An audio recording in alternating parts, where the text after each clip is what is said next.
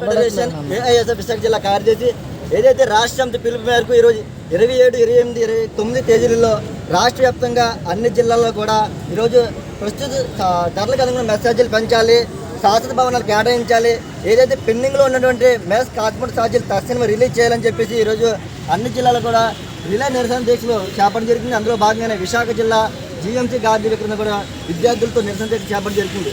ఈరోజు రాష్ట్ర ప్రభుత్వం కావచ్చు, కేంద్ర ప్రభుత్వం కావచ్చు, ఈరోజు విద్యార్థుల పట్ల పూర్తిగా నిర్లక్ష్యం వహిస్తూ ఉన్నారు. ఈరోజు రాష్ట్ర ప్రభుత్వం వరకు చూస్తే ఈరోజు హత్యలు, మానభంగాలు, రేపులు, దొంగతనాలు చేసినటువంటి ఖైదీలకి పుష్కలంగా ఆహారం ఇచ్చి జైల్లో నేర్పుతూ ఉన్నారు. ఈరోజు ఈ రాష్ట్ర ప్రగతి కోసం పాటుపడినటువంటి విద్యార్థులకి కనీసం మౌలిక వసతులు కల్పించి సరైన తిండి పౌష్టికాహారం పెట్టే పరిస్థితి కూడా ఈరోజు ఎక్కడా కల్పించే పరిస్థితి లేదు. ఈరోజు మారుమూల ప్రాంతాల నుంచి విద్యార్థులు ఈరోజు విశాఖ జిల్లాకు వచ్చి ఎస్సీ, ఎస్టీ, బీసీ హాస్టల్లో చదువుకునే పరిస్థితి కనబడుతుంది.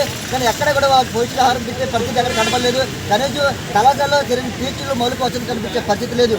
అలాగే ఈరోజు చూసుకుంటే నారా చంద్రబాబు నాయుడు గారు గతంలో 2014లో ఉన్నప్పుడే అన్న క్యాంటీన్లు తీసుకురావడం జరిగింది. అవి ప్రతిపక్ష పార్టీ గతంలో ఉన్నటువంటి వైసీపీ ప్రభుత్వం క్యాన్సిల్ చేయడం జరిగింది. ఆ రోజు అందుకే ఈరోజు మన రాష్ట్ర ప్రజలందరూ తిరస్కరించి వాళ్ళని 11 సీట్కి పరిమితం చేయడం జరిగింది. ఈరోజు ముఖ్యమంత్రి చంద్రబాబు నాయుడు ఒక మాట చెప్తూ ఉన్నారు.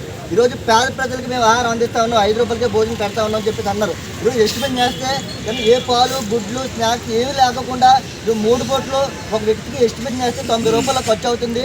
మేము 5 రూపాయలకి భోజనం పెడతా ఉన్నాము. వాళ్ళ నుంచి 15 రూపాయలు సేకరిస్తే 75 రూపాయలు మేము అదనంగా ఈరోజు పేద ప్రజలు కేటాయిస్తూ ఉన్నామని చెప్పేసి అని మీరు వేసిన ఎస్టిమేషన్లే. అంటే రోజుకు ఒక పేదవాళ్ళు భోజనం చేయాలంటే 90 రూపాయలు ఖర్చు అవుతుందని చెప్పిన మీరు ఈరోజు హాస్టల్ విద్యార్థులు కేవలం రోజుకి 53 రూపాయలు ఖర్చు పెడతా ఉన్నారు. 53 రూపాయలతో వాళ్ళు ఏ విధంగా పుష్కలంగా ఆహారం తింటారని చెప్పేసి ఈరోజు రాష్ట్ర ప్రభుత్వం చూడుగా ప్రయత్నిస్తూ ఉన్నాం. తక్షణమే ధరలకు అనుగుణ మెసేజీలు పెంచాలి. ప్రతి విద్యార్థికి నెలకి 2500 రూపాయలు పెంచాలి. అలాగే హ్యాండ్బెట్లు, దుప్పట్లు, గ్లాసులు అన్నీ కూడా తక్షణమే ఇవ్వాలని చెప్పేసి ప్రధానంగా డిమాండ్ చేస్తాను. అలాగే ఏదైతే పీజీ విద్యార్థులకి ప్రైవేట్ కళాశాలలో చదువుకునే పీజీ విద్యార్థులకి జీవో నెంబర్ 77 తీసుకొచ్చి గత రాష్ట్ర ప్రభుత్వం పీజీ విద్యార్థులు పూర్తిగా మోసం చేయడం జరిగింది.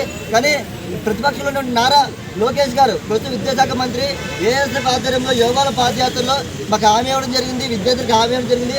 మీ అధికారంలో రాగానే ఖచ్చితంగా జీవో నెంబర్ 77 రద్దు చేస్తామని చెప్పడం జరిగింది. కానీ ఈరోజు అధికారులు వచ్చిన తర్వాత జీవో నెంబర్ 77 రద్దు చేయడం అంశాన్ని పూర్తిగా మర్చిపోయి వాళ్ళు వ్యవహరిస్తూ ఉన్నారని ఈరోజు రాష్ట్ర ప్రభుత్వం మీడియా వేదిక మీకు తెలియజేస్తాను.